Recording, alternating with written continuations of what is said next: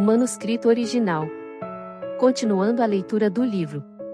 Deixe seu like e compartilhe este vídeo. Afortunada é a pessoa que entende o bastante desse princípio para manter o cérebro vitalizado ou recarregado pelo contato periódico com uma mente mais energizada. O contato sexual é um dos estímulos mais eficazes para recarregar a mente, contanto que seja realizado de forma inteligente, entre um casal que tem afeto genuíno. Qualquer outro tipo de relacionamento sexual é um desvitalizador mental. Qualquer psicoterapeuta profissional competente pode recarregar um cérebro em poucos minutos. Antes de encerrar a breve referência ao contato sexual como meio de revitalizar a mente esgotada, parece apropriado chamar atenção para o fato de que todos os grandes líderes, de onde quer que surjam, são pessoas de natureza altamente sexual. A palavra sexo não é indecente. Você a encontrará em todos os dicionários. Existe uma tendência crescente entre médicos e outros profissionais da saúde bem informados de aceitar a teoria de que todas as doenças começam quando o cérebro do indivíduo está enfraquecido ou desvitalizado. Em outras palavras, é fato conhecido que a pessoa com um cérebro perfeitamente vitalizado está praticamente, se não totalmente, imune a todos os tipos de doença. Todo profissional inteligente da área da saúde sabe que a natureza ou a mente curam doenças em todos os casos onde a cura acontece. Remédios, fé, imposição das mãos, quiropraxia e todas as outras formas externas de estímulo nada mais são que auxílios artificiais para a natureza, ou, para dizer de modo correto, meros métodos de colocar a química mental em funcionamento com a finalidade de reajustar as células e tecidos do corpo, revitalizar o cérebro e fazer com que a máquina humana funcione normalmente. O mais ortodoxo profissional da saúde admitirá a veracidade desta afirmação. Quais podem ser então as possibilidades de futuros avanços no campo da química mental? Pelo princípio da combinação harmoniosa de mentes, pode-se desfrutar de saúde perfeita. Com o auxílio deste mesmo princípio, pode-se desenvolver poder suficiente para resolver problemas econômicos que afligem constantemente todos os indivíduos. Podemos julgar as futuras possibilidades da química mental fazendo um inventário das conquistas do passado, tendo em mente que essas conquistas foram o resultado de descobertas acidentais e de agrupamentos casuais de mentes. Estamos nos aproximando do tempo em que os docentes de universidades ensinarão química mental do mesmo modo que outros assuntos são explicados hoje. Enquanto isso, estudos e experimentos relacionados ao tema abrem uma vasta possibilidade para o aluno. Química mental e poder econômico. É fato demonstrável que a química mental pode ser aplicada de modo adequado às questões cotidianas do mundo econômico e comercial. Pela combinação de duas ou mais mentes em um espírito de perfeita harmonia, o princípio da química mental pode desenvolver poder suficiente para permitir que indivíduos cujas mentes foram combinadas realizem proezas aparentemente sobre-humanas. Poder é a força com o qual o homem atinge o sucesso em qualquer atividade.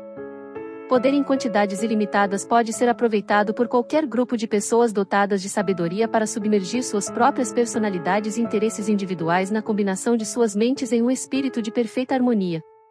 Observe, para seu proveito, a frequência com que a palavra harmonia aparece por toda a parte nesta lição. Não existe desenvolvimento de um mastermind onde não exista o elemento da perfeita harmonia.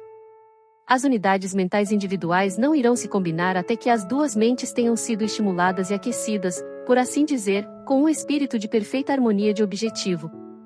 No momento em que duas mentes começam a seguir rotas de interesse divergentes, as unidades individuais separam-se, e o terceiro elemento, conhecido como mastermind, que surgiu da aliança amigável e harmoniosa, se desintegra.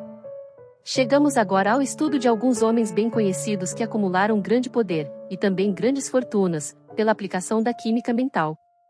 Vamos começar nosso estudo com 3 homens conhecidos por suas grandes conquistas nos respectivos campos de atividade econômica, empresarial e profissional.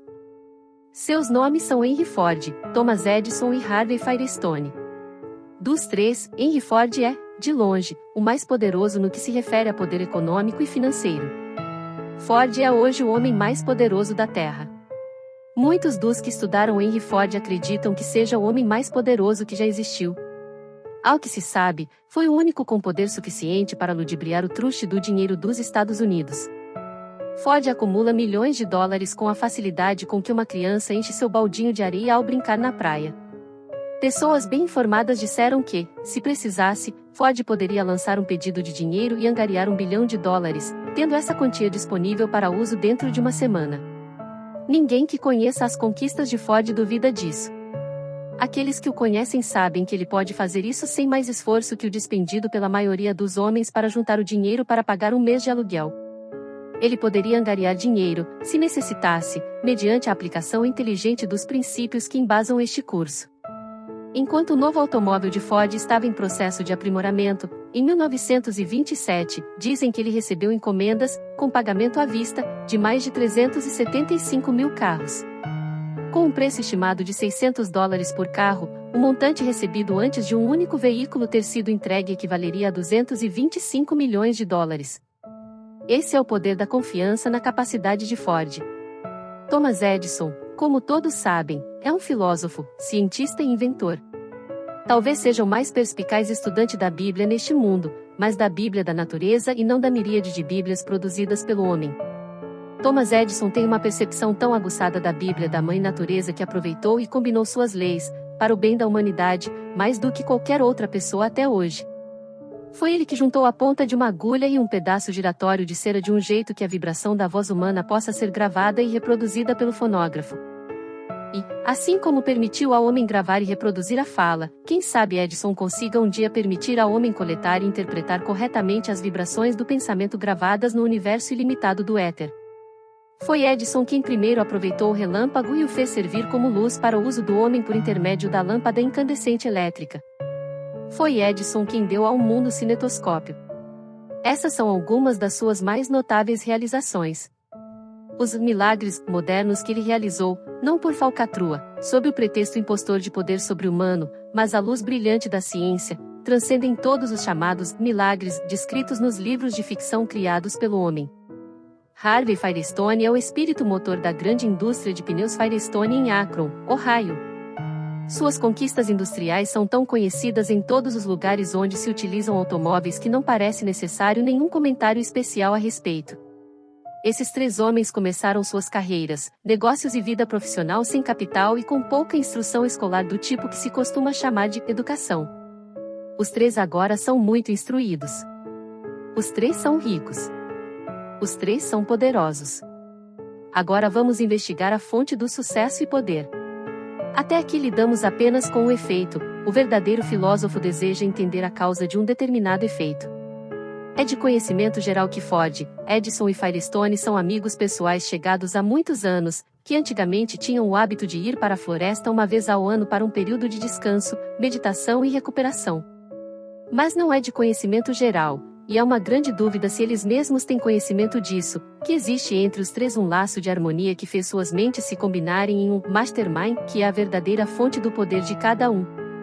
Essa mente de grupo, surgida da coordenação das mentes individuais de Ford, Edison e Firestone, permitiu a eles sintonizarem em forças e fontes de conhecimento, com as quais a maioria dos homens não está familiarizada. Se o aluno duvida dos princípios ou efeitos aqui descritos, convém lembrar que mais da metade da teoria aqui exposta é um fato conhecido. Por exemplo, é sabido que os três homens têm grande poder. É sabido que são ricos. É sabido que começaram sem capital e com pouca escolaridade. É sabido que mantêm contato mental periódico. É sabido que são harmoniosos e cordiais. É sabido que seus feitos são tão marcantes que fica impossível comparar com os de outros homens em seus respectivos campos de atividade. Todos esses efeitos são conhecidos por praticamente qualquer criança de escola do mundo civilizado, portanto, não pode haver controvérsia quanto a isso. Quanto às causas das realizações de Edison, Ford e Firestone, podemos ter certeza de uma coisa: não se basearam em trapaça, fraude, no sobrenatural, nas chamadas revelações ou qualquer outra forma de lei antinatural. Esses homens não possuem um arsenal de truques. Trabalham com leis naturais, leis que, na maior parte, são bem conhecidas por todos os economistas e líderes no campo da ciência, com a possível exceção da lei que embasa a química mental. Até o momento, a química mental ainda não está suficientemente desenvolvida para ser classificada pelos cientistas no catálogo de leis conhecidas. Um mastermind pode ser criado por qualquer grupo de pessoas que coordenem suas mentes em um espírito de perfeita harmonia. O grupo pode consistir de qualquer número de integrantes a partir de 2. Melhores resultados tornam-se visíveis a partir da combinação de 6 ou 7 mentes. Foi sugerido que Jesus Cristo descobriu como fazer uso do princípio da química mental e que suas ações aparentemente milagrosas provinham do poder que ele desenvolveu por intermédio da combinação das mentes de seus 12 discípulos. Foi ressaltado que, quando um dos discípulos, Judas Iscariotes, cometeu traição, o mastermind desintegrou-se na mesma hora, e Jesus deparou com a catástrofe suprema de sua vida. Quando duas ou mais pessoas harmonizam suas mentes e produzem o efeito conhecido como mastermind, cada pessoa no grupo é investida do poder de contatar e coletar conhecimento do subconsciente de todos os outros membros do grupo. Esse poder torna-se imediatamente perceptível, tendo o efeito de estimular a mente a uma taxa de vibração mais elevada e evidenciando-se na forma de uma imaginação mais viva e da consciência do que parece um sexto sentido. É graças a esse sexto sentido que novas ideias lampejam na mente. Essas ideias assumem a natureza e forma do objeto dominante na mente do indivíduo.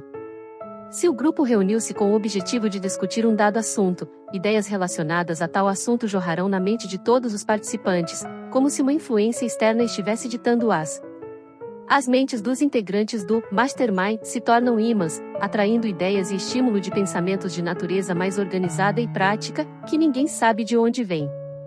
O processo de combinação mental aqui descrito como mastermind pode ser comparado ao ato de conectar muitas baterias a um só fio transmissor, incrementando assim o poder que flui pelo cabo.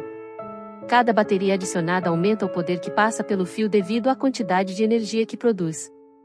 É a mesma coisa no caso da combinação de mentes individuais em um mastermind.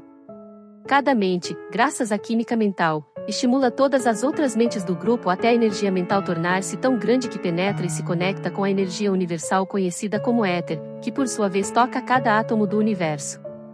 O aparelho de rádio baseia-se em larga medida na teoria aqui exposta.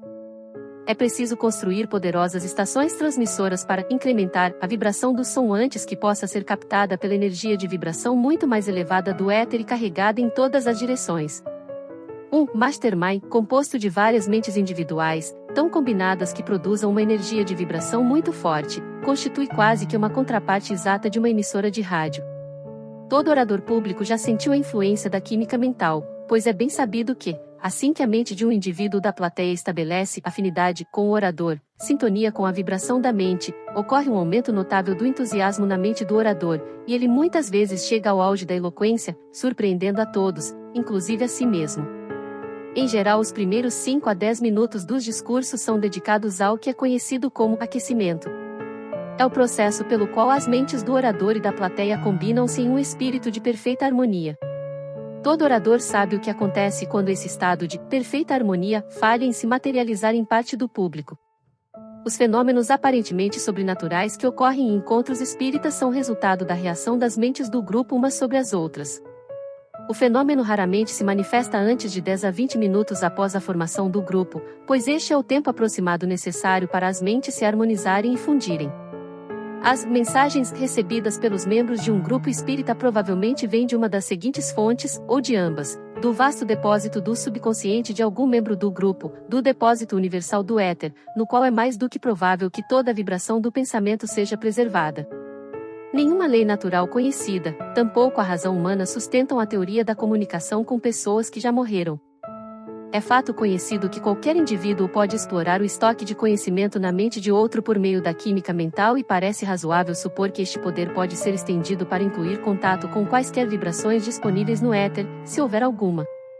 A teoria de que todas as vibrações mais altas e mais refinadas, como as surgidas dos pensamentos, são preservadas no éter deriva do fato conhecido de que nem a matéria, nem a energia, os dois elementos conhecidos do universo, podem ser criadas ou destruídas. É razoável supor que todas as vibrações que foram incrementadas o suficiente para serem coletadas e absorvidas pelo éter continuarão a existir para sempre. As vibrações mais baixas que não se misturam ou contatam com o éter provavelmente vivem uma vida natural e se extinguem. Todos os chamados gênios provavelmente obtiveram sua reputação porque, por mero acaso ou não, formaram alianças com outras mentes que lhes permitiram incrementar suas próprias vibrações mentais a ponto de conseguirem entrar em contato com o templo do conhecimento registrado e arquivado no éter do universo. Todos os grandes gênios, tanto quanto os fatos reunidos pelo autor permitem saber, eram pessoas altamente sexuais. O fato de que o contato sexual é o maior estimulante mental dá colorido à teoria aqui descrita. Continua no próximo vídeo.